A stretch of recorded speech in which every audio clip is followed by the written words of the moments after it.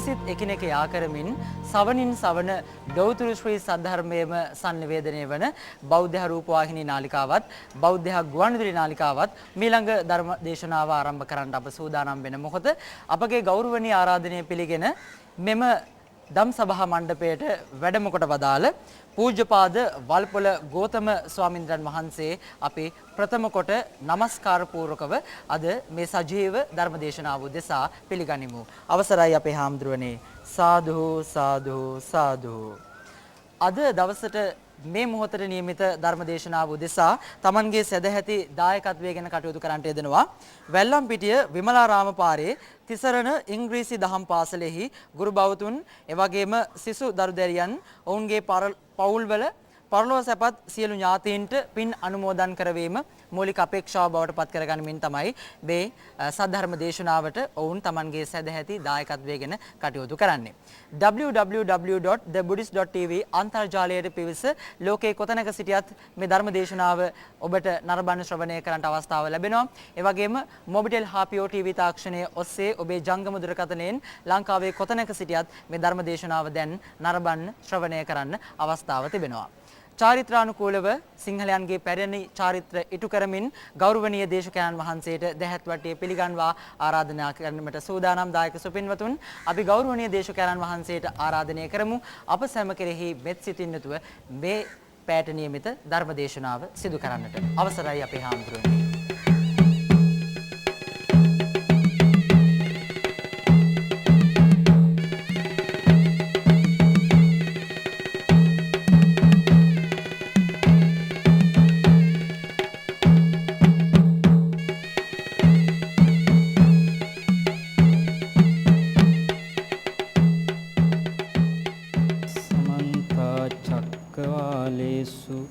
අත්‍රා ගච්ඡන්තු දේවතා සද්ධම්මං මුනි රාජස්ස සුනන්තු සග්ග මොක්ඛදං ධම්මස්සවන කාලෝ අයං භදන්තා ධම්මස්සවන කාලෝ අයං භදන්තා ධම්මස්සවන කාලෝ අයං භදන්තා. නමෝ තස්ස භගවතෝ අරහතෝ සම්මා සම්බුද්දස්ස නමෝ තස්ස භගවතෝ අරහතෝ සම්මා සම්බුද්දස්ස නමෝ තස්ස භගවතෝ අරහතෝ සම්මා සම්බුද්දස්ස.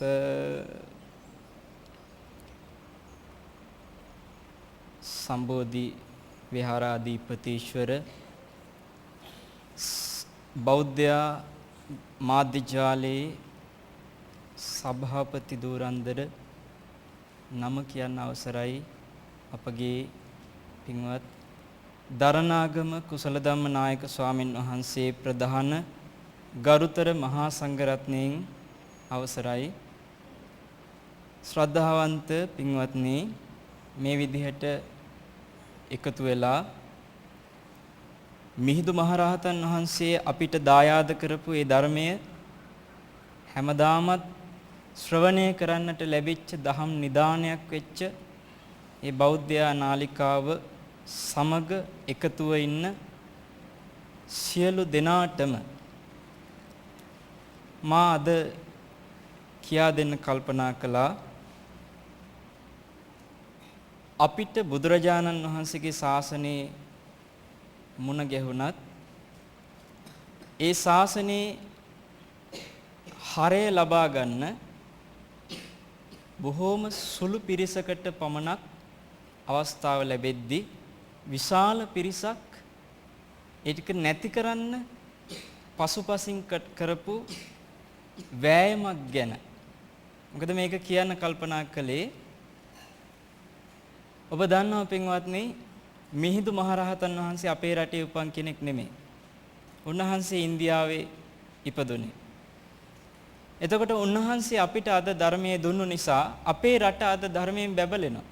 හැබැයි උන්වහන්සේ පහළ වෙච්ච, ඒ වගේම අපේ ශාස්ත්‍රඥ වහන්සේ පහළ වෙච්ච ඉන්දියාවේ මේ වෙනකොට ඒ උතුම් ශ්‍රී සද්ධර්මයේ අතුරුදහන් වෙලා අවසానයි.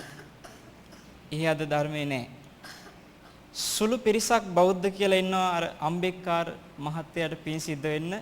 ඒත් මේ උතුම් ධර්මයේ අවබෝධ කරන ඉලක්කයෙන් ඉන්න පිරිසක් නැහැ. ඉතින් ඒ ගැන මම දේශනාවට පෙර ආතුව ඔබට පෙන්වලා දීලා අද මම ඔබට කියන්න කල්පනා කළේ බුදුරජාණන් වහන්සේගේ ශාසනය තුල සැබෑම ශ්‍රාවකයෙක් වෙන්න අපිට කොහොමද පුළුවන් කියන එක ගැන. අපි බලමු ඉස්සෙල්ලා. දැන් අද දවස සම්බන්ධව මට මතක් වෙනවා පොඩි විශේෂත්වයකුත් සිහි කළ යුතු. ඒ තමයි මීට හරියටම මාසයකට උඩදී ලංකාවේ බොහෝ දෙනා දුක්කුණු සිදුවීමක් තියෙනවා. ඒ මොකද්ද? මීට හරියටම මාසයකට උඩදී වෙසක් පුන් පොහොය දවසේ ඒ උතුම් දලදා මාලිගාව ඉදිරිපිට සිදුවෙච්ච සිදුවීම. ඒ නිසා ඒකත් අපි සංවේගයෙන් සිහි කරනවා හරියටම මාසයක් ගත වෙච්ච නිසා. ඒ ගැන චුට්ටක් ධාර්මිකව බලමු අපේ මාතෘකාවටම ගලපගෙන. පින්වත්නි, බුදුරජාණන් වහන්සේගේ බුද්ධ ශාසනයේ තීච්ච කාලේ, ඒ කියන්නේ උන්වහන්සේ එදා වැඩ හිටිය, උන්වහන්සේ පහළ වෙච්ච කාලේ වෙනත් ආගම් හැටියට මහා තද විදිහට හදාගත්තු ක්‍රම අද වගේ තිබුණේ නැහැ. එදා තිබුණේ බොහෝම නිදහස් මතධාරී යුගයක් හැටියටයි. වේදයක් තිබුණා බ්‍රාහ්මණයන් ඉගෙන ගන්න. ඒ බ්‍රාහ්මණ වේදය තුල ඒ අය එක එක ක්‍රමයට තමන්ගේ නිදහස් විදිහට මත ඉදිරිපත් කරගෙන මිනිස්සු අතර කටයුතු කරගෙන හිටියා. හැබැයි විශේෂ ආගම් කියලා දෙයක් එදා තිබුණේ නැහැ. එතකොට මේ බ්‍රාහ්මණයන්ගේ තිබුණා යාග කරන කියලා සත්තු අරගෙන විශාල වශයෙන් මරණ ක්‍රම. ඒක අදටත් අපිට අත්දැකීම් තියෙනවා. මුන්නේශ්වරම් වල ඔබට මතක ඇති විශාල සත්ව ඝාතන කරන්න පෙළඹුණා පහුගිය දවස්වල. ඒවා මේ අපේ රටට ආවේ කොහොමද? ඒ එදා බ්‍රාහ්මණය කරපු දේවල්. එතකොට ඒක ආපු විදිහත් අපිට දැන් චුට්ටක් තේරෙයි. මේ කතා කරන කරුණොත් එක්ක ඒ බුදුරජාණන් වහන්සේගේ කාලේ බ්‍රාහ්මණයෝ විශාල විදිහට ගවයොත් ඝාතනය කළා. දැන් ඔය අද අපිට තියෙන Hindu කියන ආගම ගව ඝාතනයේ සම්පූර්ණයෙන්ම තහනම් කරපු ආගම. එතකොට ගවයන්ට ආදරය කරන ආගමක් Hindu ආගම. නමුත් Hindu ආගම ආරම්භ කරපු පිරිස බ්‍රාහ්මණයෝ. එතකොට ඒ බ්‍රාහ්මණයෝ එදා බුදුරජාණන් වහන්සේගේ කාලේ ගවයෝ ඝාතනය කළා. මේකට එක සිද්ධියක් කියන්නම් ඔබට දැනගන්න. කොසල් රජතුමා දවසක් මහා භයානක හීනයක් දැක්කා. ඒ භයානක හීනය අර අපි කතා කරන හීන 16 ඒව නෙමෙයි වෙන හීනයක්. කොහොම හරි මේ හීනේ ගැන පුරෝහිතට පහවදා මතක් කළා. පුරෝහිත ටිකක් බරයි බ්‍රාහ්මණයන්ගේ පැත්තට. එතකොට පුරෝහිත කල්පනා කළා මේ දැකලා තියෙන හීනය රජතුමාට මහා හානියක් සිද්ධ වෙන දෙයක් නෙමෙයි. හැබැයි මේකෙදි පොඩි අවස්ථාවක් ගන්න ඕනේ රජතුමාගෙන්. මොකද්ද? රජතුමාගේ තියෙන සියලු වස්තු හැම දෙයක්ම පූජා කරන්නේ බුදුරජාණන් වහන්සේට සහ උන්වහන්සේගේ ශ්‍රාවකයන්ට. මේ වෙලාවේ රජතුමා හරහා යමක් අපේ බ්‍රාහ්මණ පිරිසට දෙන්න තිබ්බනම් හොඳා කියලා පුරෝහිත මොකද කියරන්නේ? කියනවා රජතුමනි මේක බොහොම භයානකයි කිව්වා. එක්ක රාජ්‍ය ආණ්ඩුවට මොකක් හරි හානියක් සිද්ධ වෙනවා. එක්ක ඔබතුමාට ජීවිතේ යම්කිසි හානියක් සිද්ධ වෙනවා. එහෙම නැත්නම් කාලයක් අවුරුදු ගණනාවක් වැස්ස නැති වෙනවා. ඔය හානි තුනෙන් එකක් වෙනවායි කිව්වා. ඒ නිසා මේකට කරන්න තියෙන එකම විසඳුම අපේ ආචාර්යවරු ගෙනල්ලා මේ ගැන ටිකක් සාකච්ඡා කරන එක කිව්වා. ගෙන්නව ගොඩාක් බමුණු රජමාලිගාවට. ගෙනල්ලා තැන් තැන්වල වෙනම කණ්ඩායම් තුනක් බෙදලා තිබ්බා රජතුමා මේ තුන්ගොල්ලගෙන් වෙන වෙනම අහන්න. මේ ගැන සිහිනෙට කුමක් කළ යුතුද කියලා.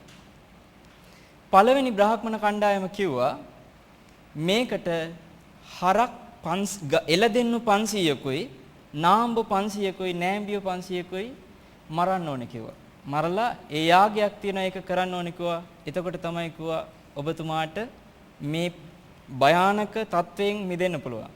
රජතුමාගේ හිත දුන්නේ රජතුමාට ඒකට හරි කම්පාවක් ආව ඒක ඇහෙනකොට. හැබැයි ඒක පෙන්නුවේ නෑ. දෙවෙනි කණ්ඩායමෙන් ගිහින් ඇහුවා එයාලගේ උත්තරෙත් ඒකමයි. තුන්වෙනි කණ්ඩායමෙන් ගිහිල්ලා ඇහුවා ඒ උත්තරෙත් ඒකමයි. අන්තිමට රජතුමාට මේක පිළිගන්න සිද්ධ වුණා. රජතුමා තීරණය කළා මේ ගව ඝාතනය කරනවා. ඊට පස්සේ දැන් මේ බ්‍රාහ්මණයන්ගේ මත මල්ලිකා දේවිය ඉන්නවා රජමාලිගාවේ. එතුමිය හැම තිස්සෙම උත්සාහ කරනවා රජතුමා නොමග යනවා නම් කොහොම හරි රජතුමාව සුමගට ගන්න එකට. එතුමියගේ ඒ කරපු දේ ගොඩාක් උදාහරණ තියෙනවා දේශනාවල. මෙතනදිත් එතුමිය ඉදිරිපත් වෙලා කියනවා රජතුමනි මේ සිද්ධිය ගැන ටිකක් බුදුරජාණන් වහන්සේගෙනුත් අහලා ආවොත් හොඳ නැද්ද? එතකොට රජතුමා කල්පනා කරා ඒකෙත් ඇත්තක් තියෙනවා. ගියා මහා දවාලෙම බුදුරජාණන් වහන්සේට හීනේ ගැන කිව්වට පස්සේ උන්වහන්සේ වදාලා මේ හීනේ කිසිම රජතුමාට බලපාන දෙයක් නැහැ. වැරදි කාම සේවනයේට වැටිලා විපාක විඳින නිරේ ඉන්න 4 දෙනෙක් තමයි ඔබතුමා ඔය දැකලා තියෙන්නේ කියලා. ඒකේ දීර්ඝ සිද්ධියක් එතන එහෙම කියනවා. කොහොම හරි ඒ සිද්ධියෙන් පස්සේ රජතුමා තීරණය කරනවා මම බමුණන්ට රැවටුණා. හැබැයි තාම යාගය කළේ නැහැ. රජතුමා සම්පූර්ණ යාගේ නැවැත්තුවා. දැන් බුදුරජාණන් වහන්සේ ඔන්න වගේ ගව ඝාතනයේ සිද්ධ වෙන්න ගිය අවස්ථාවල නවත්තපු තැන් තියෙනවා. ඒක ඒ බ්‍රාහ්මණයන්ගේ ක්‍රියාකලාප නවත්වන්න නෙමෙයි. එතනදී බුදුරජාණන් වහන්සේ විශේෂයෙන්ම බලන්නේ රජතුමාට සිද්ධ වෙන අකුසලය ගැන. මොකද රජතුමා ධර්මයේ හැසිරෙන්න මහන්සි ගන්න කෙනෙක්. ඉතින් එතුමා ඇවිල්ලා ඇහුවට පස්සේ උත්තරේ දුන්නා. දැන් ඔය බ්‍රාහ්මණය පින්වත්නි ඔබ දන්නවා බුදුරජාණන් වහන්සේට ගොඩාක් වෛර කරමින් හිටිය පිරිසක්. මොකද ප්‍රධානම හේතුව ලාභ සත්කාර කීර්ති ප්‍රශංසා නිසා. ඇයි භාග්‍යතුන් වහන්සේට රජවරුන්ගේ සිටුවරුන්ගේ බොහෝ ලාභ සත්කාර කීර්ති ප්‍රශංසා ලැබෙනවා. බ්‍රාහ්මණයන්ට ඒව අඩු වුණා. හැබැයි පුදුම සිද්ධියක් තියෙනවා කුද්දක නිකායේ සුත්ත නිපාතේ තියෙනවා පින්වත්නි දේශනාවක්. ඔය මම කලින් කිව්ව කතාව සංයුත්ත නිකායේ එකේ යඤ්ඤ සූත්‍රයේ තියෙන. ඒ ගව ඝාතනයේ සිද්ධිය. එතකොට මේ සුත්ත නිපාතේ බ්‍රාහ්මණ ධම්මික සූත්‍රය කියලා තියෙනවා දේශනයක්. ඒ දේශනේ බුදුරජාණන් වහන්සේ ඉතිහාසයේ පුදුම සිද්ධියක් පෙන්වලා දෙනවා. මේ ගව ඝාතනයේ සම්බන්ධව බුදුරජාණන් වහන්සේ කොහොමද මේක මේ බ්‍රාහ්මණය අතරටත් ආවේ කියන එකේ ඉතිහාසයයි ඒ දේශනාවේදී පෙන්වන්නේ. බොහොම වයෝවෘද්ධ ඊළඟට ගොඩාක් වයසට ගිය බමුණන් අතරත් බොහොම පිළිගත්තු බමුණු ටික බුදුරජාණන් වහන්සේ ගැන ටිකක් පැහැදීම තීච්චේ බමුණු ටික බුදුරජාණන් වහන්සේ මුණ ගැහිලා අහනවා දවසක් හරි අපූර්ව ප්‍රශ්නයක්. අහනවා ස්වාමීනි භාග්‍යතුන් වහන්සේ පුරාණේ හිටිය බ්‍රාහ්මණයෝයි දැන් ඉන්න බ්‍රාහ්මණයෝ අතර වෙනසක් තියනවද කියලා අහුවා. දැන් එතකොට මේ අයට පොඩි විශ්වාසයක් තිබිලා තියෙනවා භාග්‍යතුන් වහන්සේට පුරාණේ පේනවා කියන එක. ඉතින් අහුවා ස්වාමීනි ඉස්සර බමුණෝයි දැන් බමුණෝයි වෙනස්ද? එතකොට බුදුරජාණන් වහන්සේ මොකද කළේ? පැහැදිලි වෙනසක් තියෙනවා කිව්වා. අර බමුණු ටික කියනවා අනේ ස්වාමීනි ඔබ වහන්සේට අපහසුයක් නැත්තම් අපිට මේ වෙනස ගැන ටිකක් තේරුම් කරලා දෙන්න කිව්වා. කොහොමද මේ වෙනස හැදුනේ කියලා. බුදුරජාණන් වහන්සේ ඉස්සර හිටිය බ්‍රාහ්මණය ගැන කිව්වා. මේ කියන්නේ අවුරුදු දහස් ගණන් සමහරට කල්ප ගණන් එහා හිටිය බ්‍රාහ්මණ පිරිස වාසය කරේ කොහොමද කියන ස්වභාවය උන්වහන්සේ පෙන්නවා. ඒ අය බොහොම ධාර්මිකයි. ඒ අය බොහොම බ්‍රහ්මචාරීව සීලය ආරක්ෂා කරගෙන කටයුතු කරගෙන හිටියා. මේකේ ඒ බ්‍රාහ්මණ ධම්මික සූත්‍රයේ බුදුරජාණන් වහන්සේ ගාථා 32කින් සම්පූර්ණ සිද්ධිය කියන්නේ මම ඔබට මේක මේ සංක්ෂිප්තව මේ වෙලාවේ කතා කරන්නේ. ඒතර පින්වත්නි එතනදී බුදුරජාණන් වහන්සේ වදාලා බ්‍රාහ්මණයන්ට තිබුණ එක මතයක් අවුරුදු 48ක් එක දිගට බ්‍රහ්මචාරී සීලය ආරක්ෂා කරන්න ඕනේ. ඒගොල්ලන්ගේ ක්‍රමය ඒක. 48ක් එක දිගට බ්‍රහ්මචාරී සීලය ආරක්ෂා කරලා ඊට පස්සේ විවාහයක් කරගන්න ඕනේ. එතනදී සිද්ධ වෙලා තියෙන්නේ මොකද්ද? බොරු බයක්. ඒකත් එතෙන්දී බුදුරජාණන් වහන්සේ වදාලා. උන්වහන්සේ පෙන්වන මේ ගැඩවිලාට තියෙන බොරු බයක්. ඒ ගැඩවිලාට තියෙන බොරු බය තමයි එයා හිතනවා මේ පොළොවේ පස් කෑවොත් එහෙම ගොඩක් පොළොව විනාශ වෙයි කියලා ගැඩවිලා මැටි පස් කන්නේ චුට්ටයිලු. ඒක බොරු බයක් කියනවා. ඊළඟට කිරල් දෙනටත් තියෙන එක බොරු බයක්. ඒ බය තමයි අහස කඩාවුම් ඇටයි කියලා බිත්තර රකින්න උඩු බැලිය අතට. අල්ල ගන්න කියලා නැති. ඊට පස්සේ වෙනවත්නේ ඔබ දැකලා තියෙනවා අර මේ වෙල් ළඟ ඉන්න චූටි කුරුල්ලෙක් කකුල තිය වේගෙන් දුවලා යනවා වැඩිය මොකද? ඔව් කරවක්කා. ඌ හරි බයයි කකුල ඒ කියන්නේ කකුල ලාවට තියලා දුවනවා ඉක්මනට. බුදුරජාණන් වහන්සේ මේ දේශනාවේදී පෙන්නනවා ඒ පොළවට හයියෙන් අඩිය තිබ්බොත් මේක හෙලවෙයි කියන බයටලු. බ්‍රාහ්මණයන්ටත් තිබිලා තියෙන බොරු බයක්. ඒ බය තමයි තමන්ගෙන් පුතෙක් බිහි කලේ නැත්නම් පරපුර ඉදිරියට ගෙනියන්න උදව් දුන්නේ නැහැ කියලා නිරේ යනවා කියලා බොරු බයක් තිබිලා තියෙනවා ඉස්සර බමුණන්ට. ඒ නිසා තමයි අවුරුදු 48ක් රකින්න බ්‍රහ්මචාරී සීලේ කඩලා ඊට පස්සේ විවාහයක් කරගන්න. ඒක කරගෙන හැටිත් පෙන්නනවා. පිණ්ඩපාතේ යනවා වගේ ගයක් ගාන ගිහිල්ලා කියනවලු මම දැන් 48ක් බ්‍රහ්මචාරී සීල් රැක්කා. මට සුදුසු දෙන්න කතක් ඉන්නවනම් කන්‍යාවක් දෙන්න කිය යනවලු. ඒ කාලේ සම්ප්‍රදාය සුදුසු කෙනෙක් හිටියොත් දෙනවලු. ගෙනල්ලා දැන් දරුවෙක් ලබා දීමේ අවශ්‍යතාවය විතරයි තියෙන්නේ. ඒ නිසා මව් ඍතු වෙන කාලයට විතරයි. ඒ ඈ ඍතු වෙන කාලයට පමණ සතුටු වෙනවා අනිත් කාලෙත් බ්‍රහ්මචාරීව ඉන්නවයි කියනවා. ඔන්න ඔය විදිහට බ්‍රාහ්මණයෝ කොහොම හරි තමන්ගේ තියෙන මේ බ්‍රාහ්මණ ධර්ම ටික බොහොම ආසාවෙන් ගෞරවයෙන් රැකලා තියෙනවා. එතකොට මිනිස්සු ඒ අය කෙරෙහි පැහැදීම නිසා මොකද කරන්නේ? ගොඩාක් වස්තු භෝග පූජා කරනවා සම්පත් හරියට. දැන් මේ පූජා කරන දේවල් බමුණු මොකද කරලා තින්නේ? යාග හැටියට දාන දීලා තියෙනවා. එයාට හම්බෙච්ච සියලු පිරිකර එකතු කරලා ඒ අය ගොඩ ගහගෙන නැහැ. ඒවා ටික යාග හැටියට දන් දීලා. දැන් සත්තු නෙමෙයි යාගෙට ඒ කාලේ කරලා තියෙන අර ලැබිච්ච පිරිකර ටික. ඒකයි කෝ බමුණන්ගේ බ්‍රාහ්මණ ධර්මයේ. ඊට පස්සේ කාලයක් ගියාම මොකද වෙලා තියෙන්නේ? මේ අයට අර රජවරුන්ගේ ආභරණ ඒ තියෙන සැප සම්පත් දකිනකොට ටික ටික හිත වැටිලා තියෙනවා අපිටත් ඒවා තිබ්බනම් හොඳා කියලා.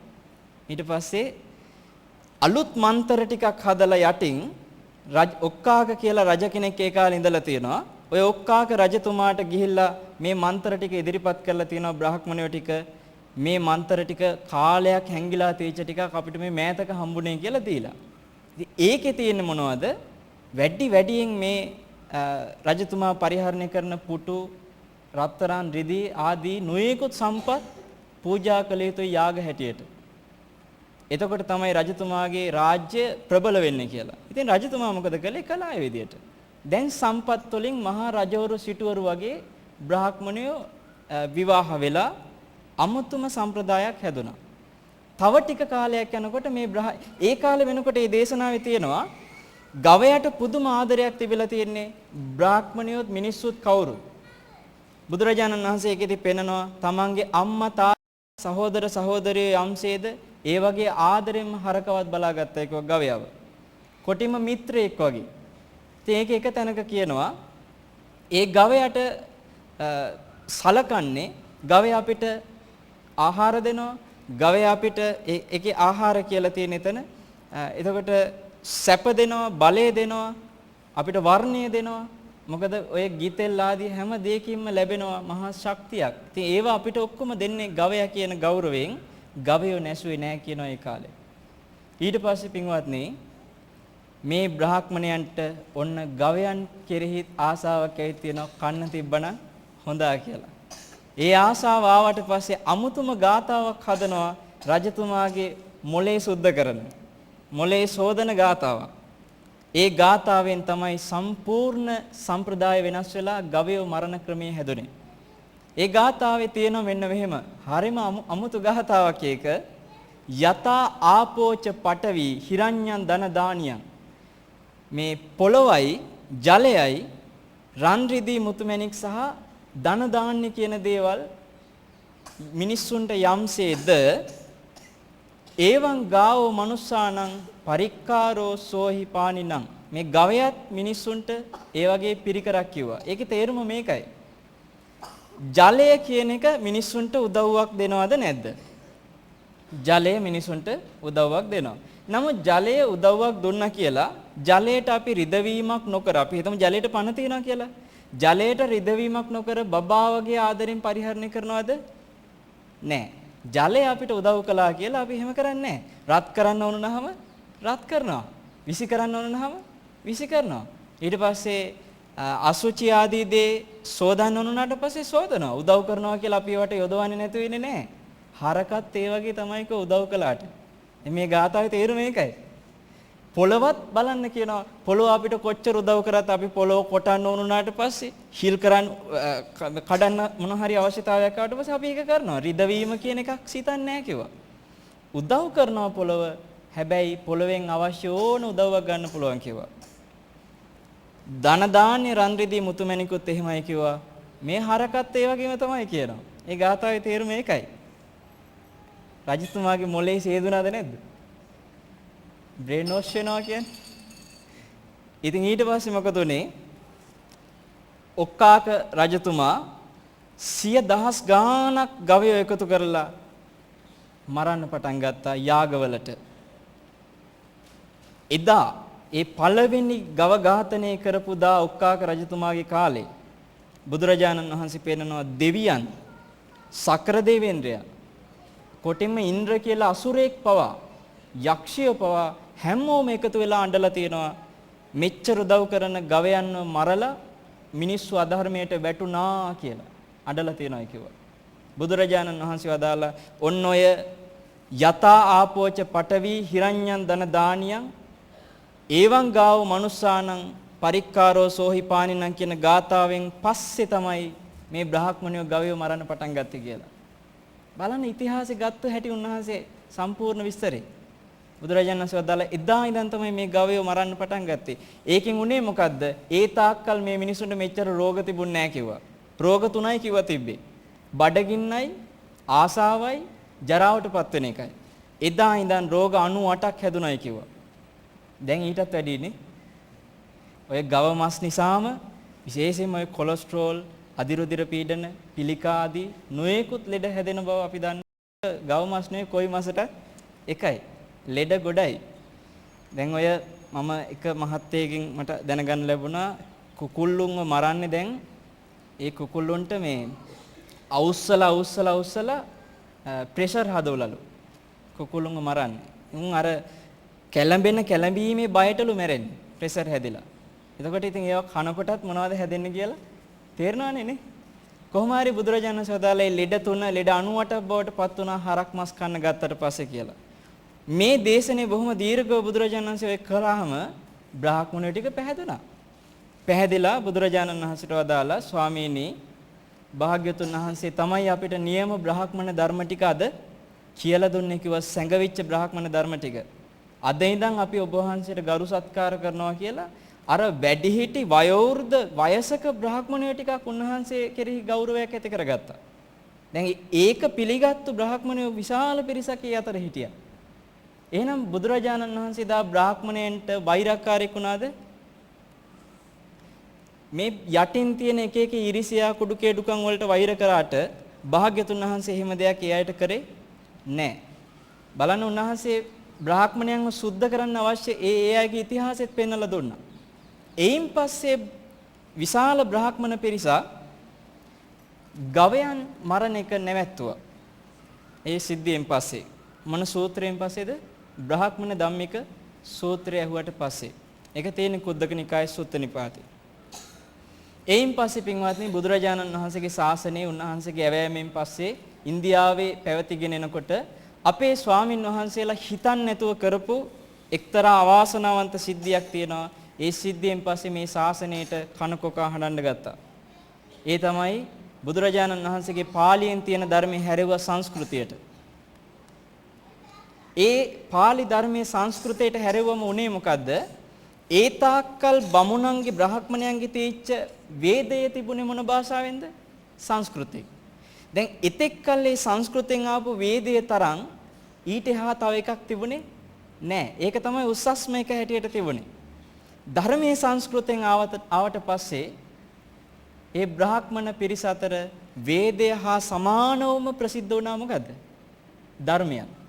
මේක ඉවසුන් දුන්නේ කාටද? බ්‍රාහ්මණයන්ට. මොකද එකක් තමයි ඒකේ ආත්මවාදී කතා කරද්දී මේ ධර්මයේ කතා කරන්නේ අනාත්මවාදී. ඒකත් ඉවසුවේ නැහැ. දැන් ජෛනාගම තාමත් කිසි ප්‍රශ්නයක් නැතුව රැකුණා. ඇයි හේතුව? ඒගොල්ලොත් ආත්මවාදී කරපින්න ගත්ත හින්දා. මේකේ අනාත්මවාදයත් එක්ක බමුණෝ එතනත් කියපුණා. ඔන්න ඒ සංස්කෘතයට හරවපු එකත් එක්ක බ්‍රාහ්මණයෝ කල්පනා කළා අපේ වේදය විනාශ කරන්නේ. දැන් මේ අවුරුදු ගානකට පස්සේ බුද්ධ පරිනිර්වාණය. ඒ කාලේ බමුණෝ කල්පනා කළා අපේ වේද විනාශ කරන්න ආපු අසුර නායකයෙක්ද කොහෙද? කවුද? බුදුරජාණන් වහන්සේ. මහා යක්ෂයෙක් අපේ වේද විනාශ කරන්න ආපු. ඊට පස්සේ දැන් මේක කොහොම හරි විනාශ කරන්න ඕනේ කියන සැලසුම් හදනවා. උරගේ පිටේ තියලා මේ උගේ මස් කපනවා කියන කතාවක් තියෙනවානේ. අන්න ඒ වගේ ඔය කුණාල ජාතකයේ ඇසුරු කරගෙන ආචාර්ය නාගාර්ජුන කියන කෙනා මහා භාරතයේ ලිව්වා ශ්ලෝක ලක්ෂයක්. මහා භාරත මහා කාව්‍ය කියලා ඔබ අහලා ඇති. මේක හැදුවේ ඇයි? මේ ශාසනයේ අර සංස්කෘතයට හැරවීමත් එක්ක ආපු වෛරයට ශාසනය විනාශ කරන පළවෙනි පියවර හැටියට මහා භාරතය ලිව්වා. ඊට පස්සේ තව ටික කාලයක් යනකොට ඔබ දන්න ඔය අද Hindu දැන් මේ කියන කාලේ වෙනකොටත් Hindu ආගම නැහැ. හොඳේ. එතකොට තිබ්බ ඔය බ්‍රාහ්මණයන්ගේ වේදය අරගෙන ග්‍රන්ථ දෙකක් තිබිලා තියෙනවා. උපනිෂද් බ්‍රාහ්මණ කියලා ග්‍රන්ථ දෙකක්. ඔන්න ඔය ග්‍රන්ථ දෙක තමයි එදා තිබුණේ. සාමාන්‍ය Hindu කියන නමින් ආගමක් එදා තිබුණේ නැහැ. නමුත් Hindu ආගම තුල ශිව කියන දේව ඇදහිල්ලක් තියෙනවා ඔබ දන්නවනේ. එතකොට මේ ශිව දේව ඇදහිල්ල ඔය මහා භාරතයේ මට මතක හැටියට ක්‍රිස්තු වර්ෂ 400 ගණන් වලින් පස්සේ ලියුනේ. ඒකෙන් පස්සේ පින්වත්නි මේ ශිව ඇදහිල්ල මිනිස්සු අතරට එනවා මෙන්න මෙහෙම. පර්සියානු ජාතිකයෝ ඇවිල්ලා ඉන්දියාවේ රජකම් කරන්න පටන් ගත්තා. අන්න ඒ අය අදහලා තියෙන රුද්‍ර කියලා දෙවි කෙනෙක්.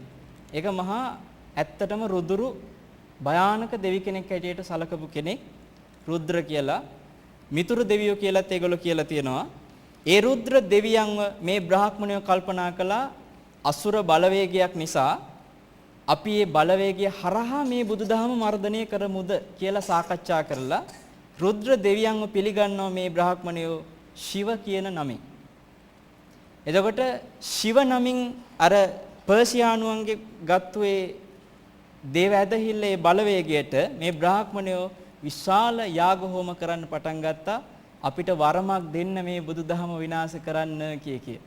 ඒ නිසා වගේ නිකන් ක්‍රිස්තු වර්ෂ 788 දී බුද්ධ ශාසනය සම්පූර්ණයෙන් අතුගාන්න පටන් ගත්ත කෙනා උපන්නා කේරළේ. එයාගේ නම සංකරාචාර්ය. ඒ සංකරාචාර්ය ඉපදිලා චූටි කාලෙම මේ බ්‍රාහ්මණ ධර්මයේ පිළි අරගෙන ගිහි ගෙයින් අයින් වෙලා එයා මහා තාර්කිකෙක්. එයත් එක්ක කිසි කෙනෙකුට වාද කරන්න බැරි තරම් එච්චරටම ශක්තිමත් මිනිසෙක්. ඒ කාලේ වෙනකොට පින්වත්නි අපේ බුදුරජාණන් වහන්සේගේ ධර්මයත් ස්වාමීන් වහන්සේලා විසින් එක එක වාද ભેද හදලා මහායානෙට තමයි වැඩි තැනක් හැදලා තිබුණේ මහායානයේ වශයෙන් හදාගෙන. ඒ නිසා ඒ අයත් වාදයට තමයි පුරුදුනේ. දැන් ඔය නාලන්දා විශ්වවිද්‍යාලෙත් සම්පූර්ණයෙන්ම සංස්කෘතයෙන් උගන්වලා තිබුණේ. එතනත් වාද කරන හැටි තමයි උගන්වලා තිබුණේ. ඉතින් එතකොට දැන් ඒ මහායානික හැටියට බුදුදහම පිළි අරන් හිටිය පිරිස කරට කර මේ සංකරාචාර්යයත් එක්ක සටන් කරන්න ආව මොනවෙන්ද? වාදවලින්. විනාශ කරගෙන ගියා. ඉන්දියාවෙන් මේ සම්පූර්ණයෙන්ම කවුද? සංකරාචාර්ය. සංකරාචාර්යයට උදව්වක් දුන්න තව කෙනෙක් කුමාරිල භට්ට කියලා එක්කෙනෙක්. එයා ඇවිල්ලා පින්වත්නි මේ බ්‍රාහ්මණ වංශිකව ඉඳලා මහාන වෙලා ඔය නාලන්දා විශ්වවිද්‍යාලේ ඉගෙන ගනිද්දී බ්‍රාහ්මණයන් එක්ක වාද කරන හැටි උගන්වන එක ගැන කලකිරුණා. මොකද තමන්ගේම උපම් වංශනේ. ඊට පස්සේ ආයිසරයක් සිවුරු ඇරියා. සිවුරු ඇරලා ඒ කුමාරිල භට්ටත් උදව් කරා සම්පූර්ණයෙන් ඒ ස්වාමීන් වහන්සේලාව ඝාතනය කරලා මරලා දාලා අර සංකරාචාර්යට උදව් කරන්න.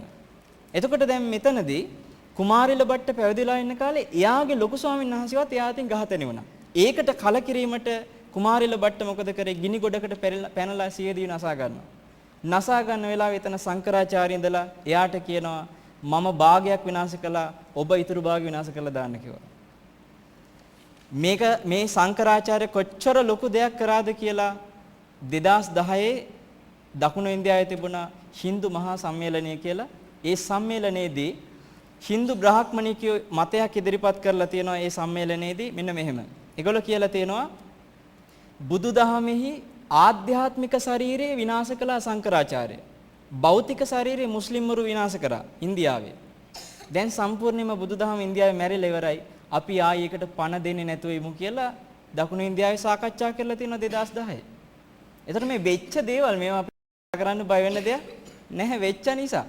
ඉතින් ඒකෙන්ම පේනවා සංකරාචාර්ය කොච්චර ලොකු දෙයක් කරාද කියලා මේ ශාසනයට. ඊට පස්සේ පින්වත් එයා ඒ සංකරාචාර්යට අත්උදව්වක් වුණා අර මහා භාරතේ නාගාර්ජුන ලියපු. ඊට පසුව ක්‍රිස්තු වර්ෂ 900 ගණන් වලදී වගේ පින්වත්නි රාමායනය ලියවෙනවා. ඒකත් ජාතකයක් මුල් කරගෙන. දැන් අර මහා භාරතයේම ඔබට කුණාල ජාතකයේ ඇසුරු කරන් ලිව්වා කියලා. දසරත කියන ජාතකයේ ඇසුරු කරගෙන රාමායනය ලිව්වා. ඒ රාමායනය ලිව්ව හේතුව මොකක්ද? ඒක අපි දැනගත යුතුමයි අපේ රටේ අය. ඒකට හේතුව තමයි දැන් සංකරාචාර්ය ඉන්දියාවේ බුදුදහමට හානිය කරලා ඉවරයිනේ. ඒගොල්ලන්ට දැන් ඊර්ෂ්‍යාවක් තියෙන මොකද්ද? අපේ රට ගැන. ඒගොල්ලෝ බැලුවා දැන් ඉන්දියාව විනාශ කරාට ලංකාවේ තියෙනවා දහම් භාණ්ඩාගාරයක් වගේ මිහිඳු මහරහතන් වහන්සේ ගෙනාවු මේ ධර්මය. ඒක විනාශ කරන්න මොකද්ද කරන්නේ කියන සැලැස්මක් හැදුවා. එකපාරට කරන දෙයක් නෙමෙයි. සතවර්ෂ ගාණක් යනකම් සිද්ධ කරන්න පුළුවන් විදිහේ සැලැස්මක් හැදුවේ. ඒ සැලැස්ම තමයි රාමායනේ. ඒක ලියලා රජවරුන්ගේ රාජ සභාවල ප්‍රශස්ති ගායනයක් හැටියට ගායනා කරන්න පුළුවන් විදිහට සකස් කළා. දැන් රාජ සභාවල රාමායනේ ගායනා කරනවා. රාමායනේ තියෙන්නේ මොකද්ද? මහා ධාර්මික රාමාට අධාර්මික මේ ලංකාවේ ඉන්න රාවණා විසින් කරන අසාධාරණ කන්නේ. එතකොට ඒකත් එක්ක ඒගොල්ලන්ගේ මතේ හැදුනා ලංකාව කියලා කියන්නේ තනිකර අසුර බලවේගයක් තියෙන රටක්. රාවණා නැමැති අසුර යක්ෂයාගෙන් පීඩාව ඉන්දියාවට ලබා දෙන රටක් කියන මේ මතේ රාමායනයේ ඇසේ හැදුනා. දැන් ඒක අදත් ඉන්දියාවේ අපිට දකින්න පුළුවන් රාමාගේ උපන්දිනේට සමරන උත්සවයක් දසහේරා කියලා ඉන්දියාවේ ඒ උපන්දිනේට හැම අවුරුද්දෙම ලංකාවේ සිටියම හදලා පුච්චනවා. හැම අවුරුද්දෙම රාමාගේ උපන්දිනේට. ඇයි මේ රාවණා කෙරෙහි තියෙන තරහට. ඊළඟට ඔය වාහන වල ඉල්ලලා තියෙනවා අපි දැකලා තියෙනවා මේ රත්තරන් පාට ලේන්සුවක් ඔබ දැකලා ඇති. රත්තරන් කෙඳි වගේ තියෙන ලේන්සුවක් තියෙනවා. ඕක මේ ඉන්දියාවේ තියෙන එක. ඒ අර මේ ඔබ දන්නවා මේකේ වානරයෙක් සම්බන්ධ වෙනවා. හනුම කියලා. අන්න එයාගේ බලිගයට ගෞරවයේ පිණිස හදපු ලේන්සුවක්. ඒක මේ අපේ වාහන වලත් එල්ලගෙන යනවා මම දැකලා තියෙනවා. ඉතින් මේ කොහෙන් ආවද මුකුත් දන්නේ නැහැ. මේ අපිටම වෛරයට කරන දේවල් අපි මෙහි සංකේතයක් වගේ එල්ලගෙන යනවා. ඒ විදිහට අදටත් අපේ ලංකාවේ පින්තූර හද දකුණු ඉන්දියාව පැත්තේ පුච්චන එක ඒ වෛරය අපිට අද ඊයේ නෙමෙයි හැදුනේ. ඒකේ ලොකුම විනාශය අපේ රටට ගෙනාවේ රාමායනය නිසා ලොකුම විනාශය ගෙනාවේ කාලිංග මාග විසින්. ඒක බහලා තියෙනවා. මොකද මේ රාජ සභාවල රාමායනය කියවනවා ඇහෙද්දී කාලිංග වංශික මාගට ඒක දරා ගන්න බැරි වුණා. එයා බොහොම ශක්ති සම්පන්න කෙනෙක්. හැදුවා ලංකාව විනාශ කරන්න පුළුවන් විදිහට දක්ෂ යෝධයෝ 24000ක්. එතකොට මේ 24000ක් හදාගත්තු යෝධයොත් එක්ක ලංකාවට ඇවිල්ලා ලංකාවේ සම්පූර්ණයෙන් ගිනිබත් කරනවා. මිනිසුන්ගේ අත් කකුල් කපනවා, ස්ත්‍රීන් දූෂණය කරනවා, පන්සල්, ගෙවල් ගිනි තියලා කරන්න තියෙන හැම හානියක්ම කරලා ගන්න තියෙන වස්තුත් අරගෙන යනවා. එතකොට මෙහි විනාශ කරලා. ඒ කාලිංග මාග ඇවිල්ලා සකස් කරපු කොවිලක් නේශ්වරම් කියලා කියන්නේ. එතකොට කාලිංග මාග ගෙනාපු බිලි පූජාව තමයි අදටත් ඔය කරගෙන යන්නේ. එතකොට මේ රාමායනේ බලපෑම මේ ඔක්කොම ඇවිල්ලා තියෙන්නේ. ඒකෙන් පස්සේ තමයි ඒ බ්‍රාහ්මණයන්ගේ නැකත් කේන්දර ආදී සියල්ලම අපි අතරට ආවේ පින්වත්නි. මම මේ බොහොම සංක්ෂිප්තවයි මේ ඉතිහාසය කියන්නේ. මේකේ තියෙනවා සෑහෙන අපිට කතා කරන්න දේවල්. ඉතින් එතකොට ඒ ගෙනාපු සියල්ලත් එක්කම ඒ වෛරය, ඒ අපේ රට කෙරෙහි හදපු වෛරය තාමත් අපිට දකින්න තියෙනවද නැද්ද? තාමත් දකින්න තියෙනවා. ප්‍රභාකරන් කියන්නේ Hindu කෙනෙක්වත් බෞද්ධ කෙනෙක්වත් නෙමෙයි. එයා වෙනත් ආගමික කෙනෙක්. එතකොට එයාටත් දකුණු ඉන්දියාවෙන් උදව් දෙන්න උපකාර වුණේ මොකද්ද? යටින් හිතලා බලනකොට මේ රාමායනයමයි. එතකොට අදටත් දකුණු ඉන්දියානුව සලකන්නේ අපි රාවණාගේ යක්ෂයෝ කියලා. අපේ පින්වත් ජනාධිපතිතුමා කෙරෙහි ඒ අය හිතන්නේ රාවණාගේ තවත් එක්තරා ඒ කියන්නේ බලවේගයක්. මේ ද්‍රවිඩ ජාතික පින්වත් පිරිස කෙරෙහි ඒ අය හිතාගෙන ඉන්නේ අපි ඒ අයට හානි කරන බලවේග පිරිසක් අසුර පිරිසක් කියලා. මේක දේශපාලන ක්‍රමයකට හදලා තියෙන දැන් මේ ක්‍රමය. හැබැයි මේක යටි කතාව දේශපාලන කතාව නෙමෙයි. මේ ශාසනයේ අර සංස්කෘතයට හැරෙව්වට පස්සේ ඒකට බැඳගත්තු වෛරය තමයි ඔය යන්නේ තාමත්. ඉතින් තාමත් අපිට දකුණු ඉන්දියාව වෛර කරනවා. ඉදිරියටත් එහෙමයි ඔය රාමායනයේ විසින් හදපු ටික.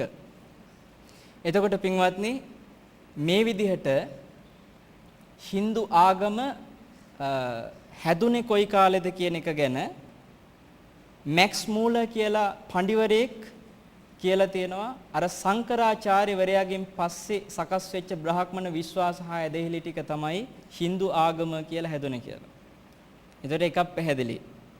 අර ශිව දෙවියන් හැටියට රුද්‍ර දෙවියන්ව අරගෙන ඒ සංකරාචාර්ය විසින් සකස් කරපු ක්‍රමේ Hindu නමින් හැදුනා.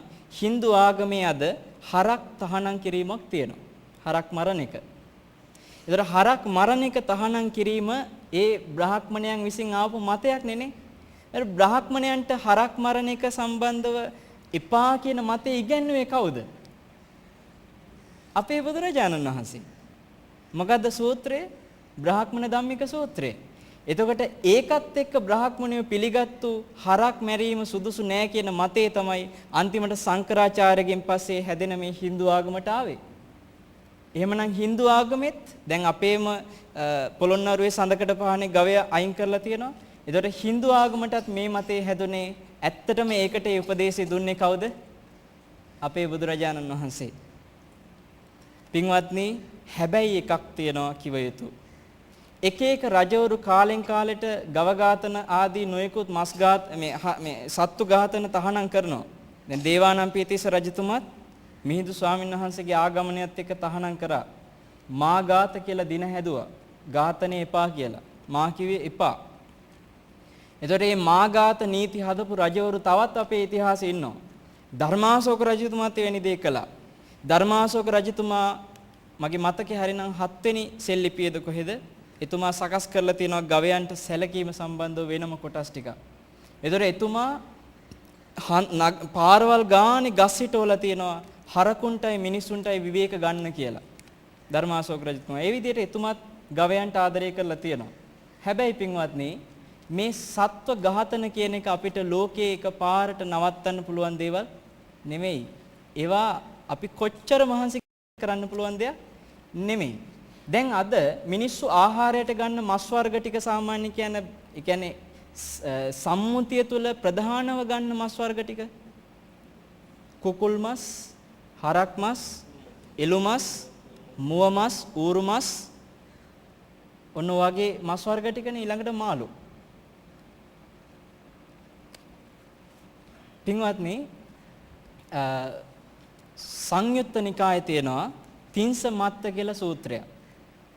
ඒ තින්ස මත්ත සූත්‍රයේ තියෙනවා හරි අපූර්ව සිද්ධියක් මට ඔය ගිය මාසේ සිද්ධියත් එක්ක ඔක හිතට ආවටක් ගාලා පාවා නුවරේ ඉඳලා ස්වාමීන් වහන්සේලා 39ක් එනවා බුදුරජාණන් වහන්සේ මුණ ගැහෙන්නේ දවසල උන්වහන්සේ හිටියේ රජගහ නුවර. බුදුරජාණන් වහන්සේට ඇවිල්ලා වන්දනා කරලා වාඩි වුණාම බුදුරජාණන් වහන්සේ දැක්කා මේ භික්ෂූන් 39 මේ වාඩි වෙලා ඉන්න තැනම අරහත්ත්වයට පත් කරවන්න පුළුවන් කියලා. මේ තින්සමත්ත සූත්‍රයේත් මිහිඳු මහ රහතන් වහන්සේ දේශනා කරලා තියෙනවා රජමාලිගාවට ආපු වෙලාවේ. එතකොට එතනම ඒ ආසනයේ ඉඳලා මේ ස්වාමීන් වහන්සේලා 39 අරහත්ත්වයට පත් කරවන්න ඕනේ කියලා බුදුරජාණන් වහන්සේ මොකද කරන්නේ? උන්වහන්සේ අහනවා අර ස්වාමීන් වහන්සේලා තාම රහත් වෙලා නොතිබුණාට උන්වහන්සේලාට භාවනාවේ යම්කිසි ශක්තියක් තිබ්බ අතීතේ බලන්න. ඒ ස්වාමීන් වහන්සේලාගෙන් අහනවා පින්වත් මහණෙනි හරක් වෙලා ඔබ ආත්ම කීයක් බෙලි කැපුම් පාරවල් කන්න ඇද්ද කියලා බලන්න කිව්වා. දැන් ස්වාමීන් වහන්සේලා අතීතයට හිත විමස බලනවා. හරක් වෙලා අතීතේ බෙලි කැපුම් පාරවල් කාපු අවස්ථා. එතකොට බුදුරජාණන් වහන්සේ ඇහුවා ඒ අවස්ථා සියල්ලෙම ගලාගෙන ගිය ලේ ටික එකතු කරොත් ඒ ලේද වැඩි හතර මහා සාගරයේ ජලයද කියලා. එතකොට අර ස්වාමීන් වහන්සේලා කියනවා මේ තනි කෙනෙක් හැටියට ස්වාමීනි මම එක නමක් කියනවා ස්වාමීනි මම හරක් වෙලා බෙලි කැපුම් පාරවල් කාලා ගලාගෙන ගිය ලේ ටික හතර මහා සාගරේවත් නෑ කිව්වා. ඒ 39 මේ විදිහට කියනවා. ඒතර මතක තියාගන්න මෙතන මේ වාඩි වෙලා ඉන්න ඔබ හැම දෙනාම හරක්කාත්ම ලැබලා බෙලි කැපුම් පාරවල් කාලා මිය ගිය අවස්ථාවල ගලාගෙන ගිය ලේ හතර මහා සාගරේවත් නෑ. ඊළඟට බුදුරජාණන් වහන්සේ ඇහුවා එළුව වෙලා. ඊළඟට ඇහුවා ඌර වෙලා. ඊළඟට ඇහුවා කුකුළු වෙලා. ඊළඟට ඇහුවා මෝ වෙලා. දැන් මේ අහන සත්තු ටික ඔක්කොම කවුද?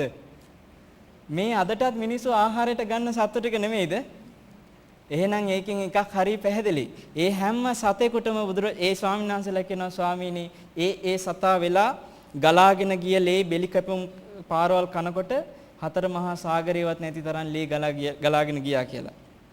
එතකොට මේ සත්තු ටික අනේක ඒ කියන්නේ තෙරක් පේන්නේ නැති සංසාරේ පුරා ඉඳලම මිනිස්සුන්ගේ ආහාර බවට පත් වෙලා තියෙනවද නැද්ද? පත් වෙලා තියෙනවා. ඒතර අපිත් ඕනෑ තරම් කෝටි ප්‍රකෝටි ගණන් මිනිස්යන්ගේ ආහාර බවට පත් වෙලා තියෙනවා අපිත් ඒ සත්තු වෙලා. ඒ කර්ම විපාකේ. එතකොට මේ දේශනෙත් එක මම කල්පනා කළා. ඉතින් එහෙනම් මේ ගවය ඝාතනය වුණත් කල්ප ගණන් ඈතින්දන් එන එකක්. මේක මේ මහින්ද රාජපක්ෂ මහත්තයාට කරත හැකි නම් එතුමා ඉතිහාසගත වෙන්න ඕනේද නැද්ද? මොකද බුදුරජාණන් වහන්සේටවත් අඩුතරමේ සෝවාන් වෙච්ච බිම්බිසාර රජතුමාටවත් බැරි වුණා රජගහනුවරේදී කරන්න. එතකොට හැබැයි ඝාතන නීති පනවනවා. නමුත් ඒ නීති පවතින ටික කාලයයි. සංසාරයට වඩා භයානකයි. කර්ම විපාක දීමීට වඩා භයානකයි. මේ කර්ම විපාක දෙන විදිහ මේ වගේ. ඔබ හිතන්න චූටි ගස්ලබු ඇටයකට පුළුවන් මහා මේ ලොකු ගස්ලබු ගහ හදන්න. එතකොට ඒ ගස්ලබු ගහේ හැදෙන හැම ගස්ලබු ගෙඩියකම ඇටවලටත් පුළුවන් ආයෙත් ගස්ලබු ගෙඩි හදන්න. දැන් අපි ලොකුම ගහ ගමු නුග ගහ. නුග ගහේ එක නුග බීජයකට පුළුවන් තවත් දැවැන්ත විශාල නුග ගහක් හදන්න. ඒ එක බීජයකින් හැදෙන එක ගහකට පුළුවන් තවත් ලක්ෂ ගාණක් ඇට හදන්න. ඒ ඇටවලටත් පුළුවන් ආයෙත් ඔන්නම් ගස් හදලා මේක ඉවරයක් වෙනවද? මේ කර්ම විපාකත් ඒ වගේ. එක කර්ම විපාකයකට පුළුවන්. දැන් බලන්න බීජයෙන් හැදුනේ තවත් බීජද නැත්නම් ගහක්ද? බීජයෙන් තවත් බීජ හැදුනේ නෑ. හැදුනේ මොකද්ද? ගහක්. ඒ වගේ අප මේ ජීවිතයේ ගෙවද්දී රැස් වෙන හැම කර්ම විපාකයකටම තවත් ඒ බුදුරජාණන් වහන්සේ පෙන්නනවා විඥානම් බීජං විඥානි තමයි කියලා කිව්වා මේ බීජේ පැලවෙන ඇටේ. කුඹුර තමයි කිව්වා චේතනා කර්ම කම්මං කෙත්තං බීජය පැලවෙන පොළව කර්මය. තණ්හා සිනේහෝ ජලය තමයි තණ්හාව. දැන් මේක මේ විදිහට ඔබ තේරෙන විදර්ශනා ප්‍රඥාව තියෙන පිරිස ඉන්නවා. සරල සම්මුතිය කාරණයක් කතා කරාට අපි චුට්ටක් මේ පැත්තත් බලමු. ඔබ ඇහින් රූපයක් දකිනකොට ඒ රූපය බාහිර තියෙන එකක්. ඒ බාහිර රූපය අරමුණක් විතරයි තමාට. ඒ රූප අරමුණක් කියලා කියන්නේ. ඒතර අරමුණ කියන්නේ මනසේ හැදෙන එකක්. මනසේ හැදෙන ඒ අරමුණ දැන ගැනීමට කියනවා විඥානය කියලා. දැන ගැනීමට මොකද්ද කියන්නේ? විඥානය. එතකොට රූප දැන ගැනීමට අපි කියනවා චක්කු විඥානය. ඊට පස්සේ ශබ්ද දැන ගැනීමට කියනවා සෝත විඥානය. ඒ විදිහට ගන්ධ සුවඳ දැනගන්න ගාන විඥානය, රස දැනගන්නවා જીවහා විඥානය. ඊට පස්සේ පහස දැනගන්නවා කාය විඥානය, අරමුණු දැනගන්නවා මනෝ විඥානය. මේ විඥාන තමයි බීජ. ඒව තමයි ආයේ පැලවෙන්නේ. දැන් හිතන්න අපි ඇස් ඇරිය මොහොතේ ඉඳලා විඥාන හටගන්නේ නැද්ද? ඒ කියන්නේ රූප දැනගන්නේ නැද්ද? ඒ දැනගන්න හැම රූපයක් එක්කම ආයෙත් දැන ගැනීම ලක්ෂ ගාණක් බිහි කරන ස්වභාවය තියෙනවා. ඒක සිද්ධ වෙන්නේ කර්මයක් එක්ක, චේතනාවත් එක්ක. චේතනාව කියන්නේ පින්වත්නි ස්පර්ශ නිසා හටගන්න එක. ස්පර්ශ කියන්නේ ඇසේ ස්පර්ශය ගත්තොත් ඇසයි රූපයයි ඇසේ විඥානයයි කියන තුනේ එකතුවට කියන නමක් තමයි ස්පර්ශ කියන්නේ. ඔන්න ඔය තුන එකතු වෙච්ච ගමන් ඒ ස්පර්ශය නිසා හටගන්නා චේතනාවක්. ඕක තමයි කර්මය. ඒ කර්මය තමයි භවය කියන්නේ. අපි මේ රූපයක් බලන හැම තැනකම භවය සකස් වෙනවා එහෙනම්. ශබ්දයක් අහන හැම තැනකම භවය සකස් වෙනවා. ඒ හැම තැනකම තියෙනවා ආයි ලක්ෂ ගණන් තවත් රූප බලන්න, තවත් ශබ්ද අහන්න ආදී දේට සකස් කිරීමේ හැකියාව. ඉතින් රූප බලන්න ඕන නම් ආයෙත් ඇසක් ලැබෙන්න වෙනවා. ශබ්ද අහන්න ඕන නම් ආයෙත් කනක් ලැබෙන්න වෙනවා. එතකොට ඒ නිසා තමයි කර්මානුරූපව නැවත උපතක් සකස් වෙන්නේ. උපතක් කියලා ලැබෙන්නේ මොනවද? ඇස, කන, නාසය, දිව, කය, මනසක්. එතකොට මේ සියල්ල සමග සත්වයා කර්මානුරූපව දිගින් දිගට ඉපදී යනකොට දැන් නිකන් හිතන්න ලංකාවේ 5000ක් විතර දවසට හරක් මරනවලු. 5000.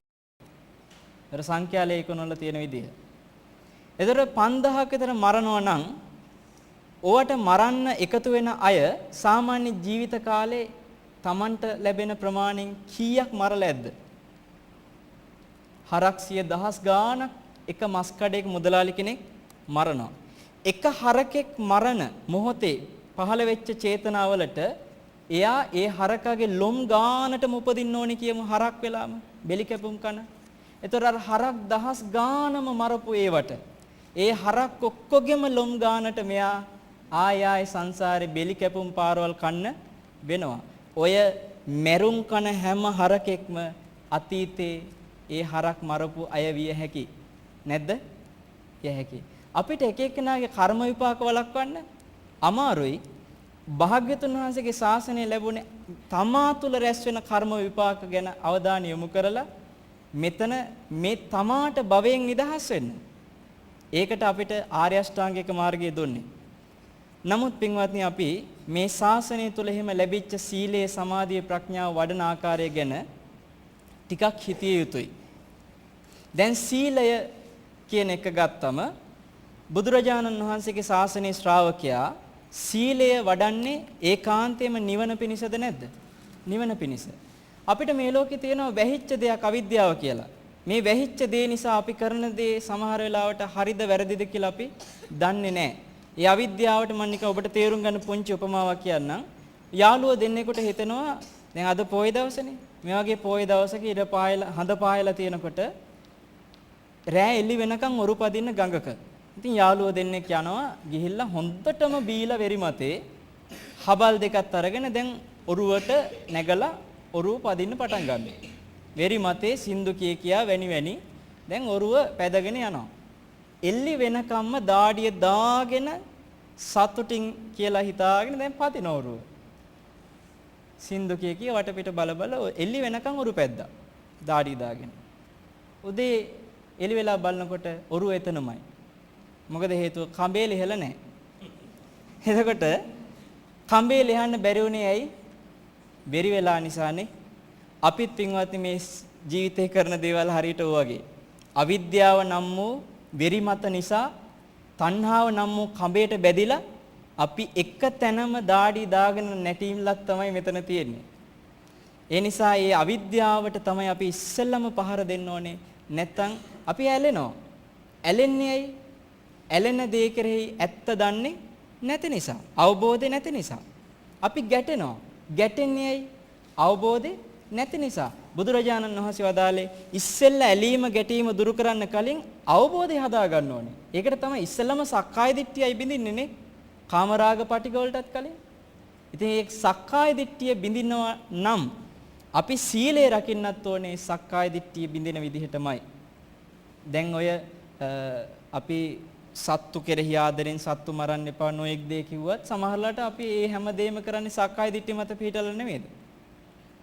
මෙතන හැම ශික්ෂාපදයක්ම රකිද්දී එතන තියෙනවා අபிසංචේතිතං කියලා එකක්. මේ අවිද්‍යාව බිඳින්න නම් සංසාරයෙන් මිදෙන්න මේ භවයේ නවත්තන්න ඔබට සීලය සක්කාය දිට්ඨියත් එකතු නොවි රකින්න නම් මේක දැනගන්න ඕනේ. අபிසංචේතිතං කියලා කියන්නේ මේ හැම දෙයක්ම චේතනාව විසින් සකස් කරන දේවල්. මම ඔබට කාලය කෙටි නිසා නිකන් කෙටි උදාහරණයක් උපමාවක් කියන්නම්. අපි හිතමු සීලය තුල තියනවා නේද ඔබට පංච සීලය තුලත් සොරකමින් වළකින්න. දැන් මෙතන මේ මල් බඳුනක් තියෙනවා. මට හිතෙනවා දැන් මෙතන කවුරුවත් නැත්නම් වටපිට බලලා මේ මල් බඳුන හොරකම් කරන්න. එතකොට ඇහින් දැක්ක රූපයක් විඥාණයෙන් දැනගෙන ඒ ස්පර්ශ නිසා චේතනාව පහළ වුණා හොරකම් කරන්න ඕනේ කියලා. ඒතර මේ චේතනා විසින් සිද්ධ වෙච්ච දෙයක් නෙමෙයිද සීලය කැඩුනා කියන එක. එහෙනම් දුස්සීල වෙනවා කියන එකත් චේතනා විසින්ම සිද්ධ වෙන දෙයක් නේ. ඒ වගේ තමයි සිල්වත් වෙනවා කියන එකත් චේතනා විසින්ම තමයි සකස් කරන්නේ. යෝනිසෝ මනසිකාරය තුල ඉන්න කෙනා නුවණින් කල්පනා කරන කෙනා තමයි නුවණින් විමසා සීලය සකස් කරන්නේ. එතකොට එයා ලෝභය නැසීමටම සීලය රකිනවා. ද්වේෂය නැසීමටම සීලය රකිනවා. මෝහය නැසීමටම සීලය රකිනවා. එයා දන්නවා මේ සක්කාය දිට්ඨිය තුල ඉඳගෙන රකින්න සීලයක් නෙමෙයි කියන එක. මොකද එයා දන්නවා මෙතන මම සිල් රකින්නවා කියලා එකක් නෙමෙයි තියෙන්නේ. මොකද්ද? හේතුන් නිසා සකස් වෙන සීලයක්. චේතනාව විසින් සකස් කරපු දෙයක් සංකත දෙයක් එච්චරයි. එයා සමාධිය වඩන කොටත් දන්නවා හේතුන් නිසා සිද්ධ වෙන දෙයක් මිසක් සංකත දෙයක් මිසක් මේ මම සමාධියක් හදාගත්ත කියලා එක නැහැ කියන එක. ප්‍රඥාව වඩන කොටත් එහෙමයි. නැත්තම් දැන් අපි කරන්නේ අර අනවබෝධය නම් වූ වෙරිමත්තම වැඩි කරනවා සිල් රැක රැක. මම සිල් රකින්නවා කියන තැනම ආත්ම දෘෂ්ටියක් නෙමෙයිද තියෙන්නේ. ආත්ම දෘෂ්ටියක්. එතන සීලය මුල් කරගෙන ලෝභයක් වඩනවා. සීලය කැඩෙනකොට ද්වේෂය මුල් කරගෙන පසුතැවෙනවා. සීලය කැඩුණා කියලා. නමුත් මේ සක්කාය දිට්ඨිය දුරු කරන්න උත්සාහ කරන ශ්‍රාවකයා සීලය රකින්නේ එහෙම නෙමෙයි. ඔබට මතක ඇති ඒක ස්වාමීන් වහන්සේ නමක් කාශ්‍යප බුද්ධ ශාසනයේ කාලේ අවුරුදු 20000ක් සීල් රැකලා අන්තිම මොහොතේ ගහක කොළයක් කඩනා කියලා පසුතැවි තැවි මැරුණ අපවත් වුණා. අපවත් වෙලා අදටත් ඒරකපත්ත නාගයා වෙලා ඉපදිලා ඉන්නවා. ඔන්න සීලය රැකපු දේ මම සීල් රකින්නවා කියලා.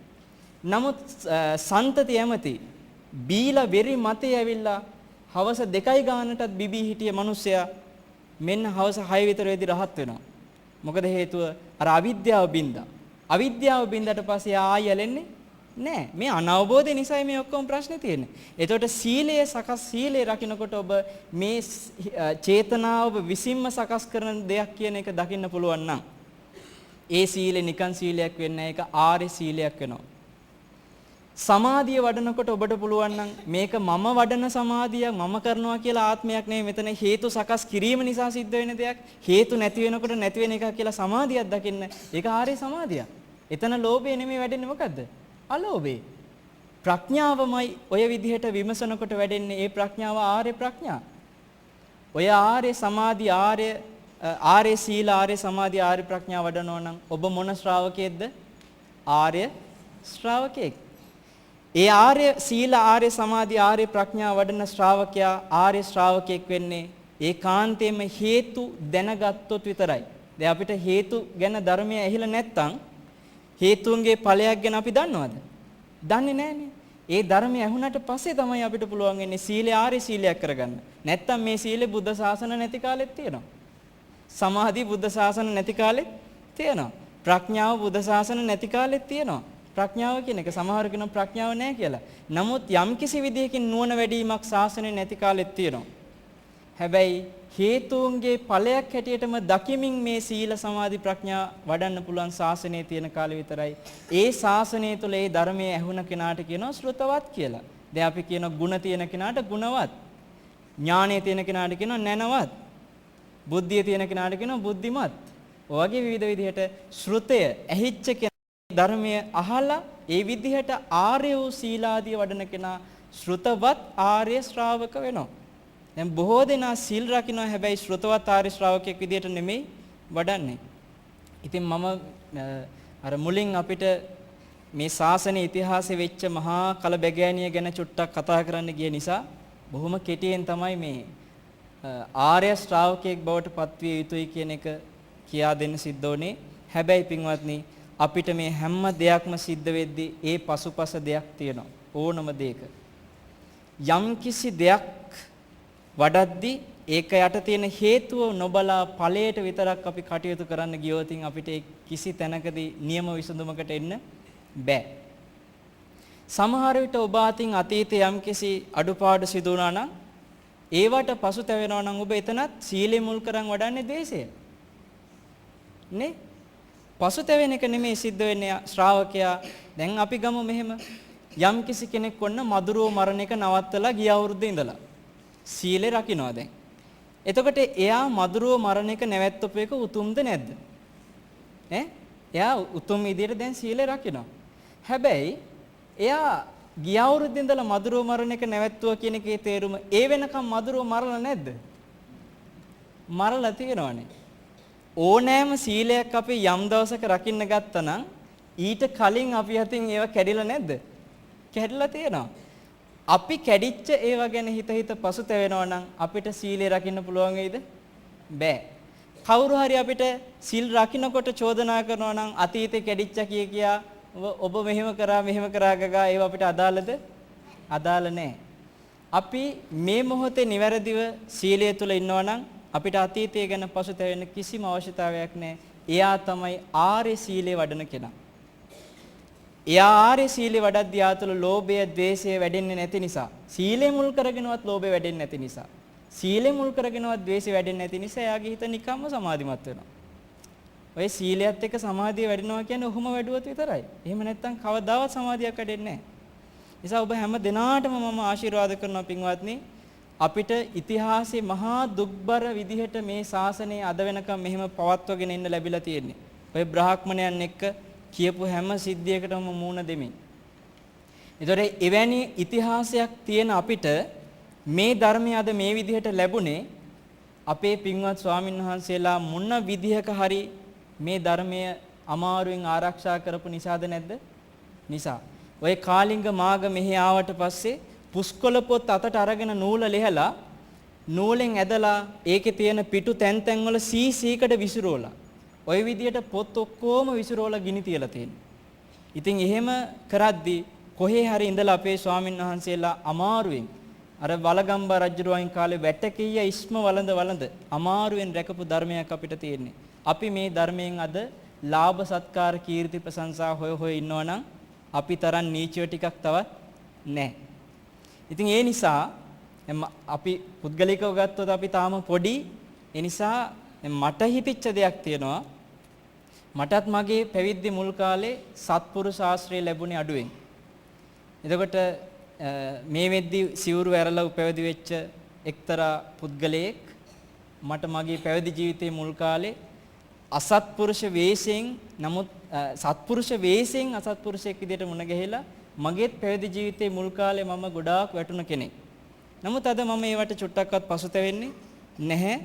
මොකද අද මට සත්පුරුෂයෝ මුණ ගැහිලා තියෙන නිසා, කල්යාණ මිත්‍රයෝ මුණ ගැහිලා තියෙන නිසා අද මට චුට්ටක්වත් අදාළ නැහැ. හැබැයි අපි මේ ධර්මයේ තුල අද ප්‍රසිද්ධ වීමක් හෝ යම්කිසි දේවල් බලාපොරොත්තු වෙමින් ධර්මයේ ඔබට කියා දෙන්න හදනවා නම් අතීතයේ අච්චර කඳුළු හලමින් ස්වාමින්වහන්සේලා ධර්මයේ රැක ගැනීමට අපි කරන්නේ නින්දාවක් නෙමෙයිද? නින්දාවක්. ඉතින් ඒ නිසා මම පුද්ගලිකව කල්පනා කරපු දෙයක් තියෙනවා මේ අපේ වයස තාම තියෙන නිසා ටිකක් වැඩිපුර විවේකේ තියාගෙන ඉඳහිට විතරක් ඇවිල්ලා ඔබට ධර්මයේ කියා දෙනවා කියන එක. ඒක සමහර විට දැන් අද අන්තිම දේශනය කළා තව අවුරුදු 5කින් එන්න පුළුවන්. මම මේ කාරණේ කියන්න ඕන එකක් නෙමෙයි. මේක කියන්න හේතුවක් තියෙනවා. මේක කිව්වේ මොකොත් නිසා නෙමෙයි. මාස 8ක විතර කාලයක් ධර්ම දේශනා මම නැවැත්තුවට පස්සේ ඇතැම් අය මත පතුරවලා තියෙනවා මම හිරේ ගිහිල්ලා, මම සිවුරු ඇරලා ගිහිල්ලා, මම පිස්සන් කොටුවේ. ඉතින් ඒ වගේ මති මතාන්තර සකස් කිරීම තුළ බොහෝ පව් රැස් කරගන්නවා වගේම සමහර අවස්ථාවල මේ ධර්මයේ අහමින් ධර්මයට එන ඇතැම් අය ශ්‍රද්ධාවෙන් බිඳෙන අවස්ථාත් එනවද නැද්ද? එනවා. ඒ නිසා ඔබ මතක තියාගන්න එක කවුරු හරි මතයක් කියවගේම මේ ස්වාමීන් වහන්සේ හෝ අහවල් ස්වාමීන් වහන්සේ ඔන්න පිරිහිලා ඔන්න ඒ ස්වාමීන් වහන්සේ සිවුරු ඇරලා ගිහිල්ලා කියලා. ඒත් ඔබට ඔබේ ශ්‍රද්ධාවේ හානියක් වෙන්න බෑ. අපි පහදින්නේ ශාසනයට මිසක් පුද්ගලිකව එක එක්කෙනාට නෙමෙයි නිසා. ඉතින් මෙවැනි මත පතුරමින් අකුසල් රැස් කරන පිරිස අතරට පින්වන්ත අය බිහි නොවේවා කියන අදහසින් කරුණාවෙන් මතක් කළේ ඇයි හේතුව පින් ඇති අයත් සමහර අවස්ථාවල අසත්පුරුෂයන්ට අහු වෙනවද නැද්ද? එක උදාහරණයක් තමයි අරහත්ත්වයටපත් වෙන්න පින තීච්ච පින්වන්ත ස්වාමීන් වහන්සේලා 500 නමක් දේවදත්තත් එක්ක මත වලට අහු වෙලා ගියේ නැද්ද? ගියා. භාග්‍යතුන් වහන්සේට ගරහා කරමින් ගියා. හැබැයි මේ රහත් වෙන්න පින තීච්ච පිරිසක්. ඒ නිසා අසත්පුරුෂ ශාස්ත්‍රයට අපි වැටෙන්න පුළුවන්, වැටිලා පිරිහෙන්න පුළුවන්. නමුත් නිඳා කරන්න පුළුවන් භාග්‍යතුන් වහන්සේට පවා ස්වාමීන් වහන්සේලාට නිඳා කරන්න පුළුවන්. හැබැයි ඔබ තුල පින තියෙන්න පුළුවන් ඉතුරු වෙලා. ඒ පින නැසෙයි සත්පුරුෂ ශාස්ත්‍රය අහිමි වුණොත්. නිසා ඔබ හැම දිනාටම සත්පුරුෂ ශාස්ත්‍රයම ලැබේවා. අතීතේ කඳලු හලමින් මේ තාක් රැකගෙන ආපු මේ ශාසනයෙන් හැක්කි ඉක්මනින් ප්‍රතිඵල ගන්න ඔබට ලැබේවා. හේතුන් හැටියටම දකිමින් සීල සමාධි ප්‍රඥා වඩමින් ඔබ හැම දිනාටම මේ දුක් සහිත සංසාරයෙන් නිදහස් වෙන්න වාග්ය වාසනාව උදා වේවා කියලා හදවතින්ම ආශිර්වාද කරනවා. සාදු සාදු සාදු. අද දවසේදී ධර්ම දේශනාව සඳහා ඊ타ම සත් අරමුණින් දායකත්වයේ දරනවා ඉනෝකා ප්‍රියන්ති පින්වත් මහත්මියත්, ඒ වගේම ලෙස්ලි ලීලානන්ද පින්වත් මහත්මයා, රාණි පෙරේරා මහත්මිය, අංජනා වික්‍රමාරච්චි පින්වත් මෙනවිය, දුනිල් බණ්ඩාර පින්වත් දරුවා ඇතුළු පවුලේ සියලු දෙනාම, ඒ වගේම KAD සිද්ධිසේන පින්වත් මහත්මයා, සාලිය වික්‍රමසිංහ පින්වත් මහත්මයා සහ කොළොන්නාව තරුණ බෞද්ධ සංගමේ සියලු පින්වතුන් මේ වෙලාවේදී ධර්ම දේශනාවේ දායකත්වයේ දරනවා. සජීවීව මුළු ලෝකයේ පුරාම මේ ධර්මයේ පතුරවා හරින්නට ඔබ ඒ දායකත්වයේ දරන්නේ මෙන්න මෙවන් අරමුණු ටිකක් හිතේ තියාගෙන බෞද්ධ නාලිකාවේ සේවය කරන සිතුමිනි අබේවර්ධන පින්වත් මෙනවියගේ පියාණන් කීර්තිසේන අබේවර්ධන පින්වත් මැතිදුන්ටත් පින් අනුමෝදන් කිරීම අරමුණු කරගෙන, ඒ වගේම විශ්‍රාමලත් උපවිදුහල්පතිනි ඒ රාණි පෙරේරා පින්වත් මහත්මියට, තිසරණ ඉංග්‍රීසි දහම් පාසලේ පින්වත් ගුරු මණ්ඩලයට හා දරු දැරියන්ට, ඒ වගේම වැල්ලම්පිටිය ශ්‍රී විමලා රාම විහාරාධිපති ලබුතලේ සුදස්සන පින්වත් ස්වාමින් වහන්සේටත්, කොළොන්නාව තරුණ බෞද්ධ සංගමේ පින්වත් සභාපතිතුමක සියලුම සමාජික සමාජිකාවන්ටත් පින් අනුමෝදන් කිරීමේ එසෙත් ප්‍රාර්ථනා කිරීමේ අරමුණු තියාගෙන ඒ සියලු සත් අරමුණු ඒ අයුරින්ම සඵල වේවා කියලා සාදු කියන්න. පින්වත් සත්පුරුෂ මේ ධර්මයේ මෙච්චර පතුරවන්නට තමන්ගේ කාලය, තමන්ගේ ශ්‍රමය ආදී වෙහෙසවන සියලු අනුශාසනා දෙන අපේ පින්වත් දරණාගම කුසල ධම්ම නායක ස්වාමින් වහන්සේටත්, අධ්‍යක්ෂක මණ්ඩලයේ සිට සියලුම කාර්ය මණ්ඩලයේ හැම දෙනාටමත්, දායකත්වයේ දරපු සියලු දෙනාටමත්, ධර්ම ශ්‍රවණය කරපු ඔබ හැම දෙනාටමත්, මගේ පින්වත් උපාධ්‍යයන් වහන්සේට සහ ආචාර්යයන් වහන්සේටත්, දෙමාපියන් ඇතුළු හැම දෙනාටමත් මේ පින් අනුමෝදන් කරනවා. සියලු සත් ජනයෝ මේ සත් අරමුණින් පින් අනුමෝදන් වෙත්වා. සියලු දෙනාම මේ පින් සතුටින් අනුමෝදන් වෙලා මේ ජීවිතේ කායික මානසික නිරෝගී සුව දිගාසිරි පිණසම මේ පින් උපකාර කරගනිත්වා. ඒ වගේම හැම දිනාටම මේ උතුම් පින් මෙලොව යහපතට වගේම පරලොව සුගතියටත් උතුම් ධර්මාවබෝධයටත් හේතු වේවා කියලා සාදු කියන්න. හැම දිනාගෙම සංසාරගත සියලු මියගේ ඥාතීන්ටත්, පින් කැමති සියලු දෙවියන්ටත් මේ පින් හේතු වෙලා ඒ අයත් ඒ ලෝකයන්හි උතුම් ධර්මය අවබෝධ කරගන්නට අපි රැස් කරපු පින් උපකාර කරගනිත්වා කියලා සාදු කියන්න. විශේෂයෙන්ම අපි මිහිඳු මහරහතන් වහන්සේට নমස්කාර කරනවා.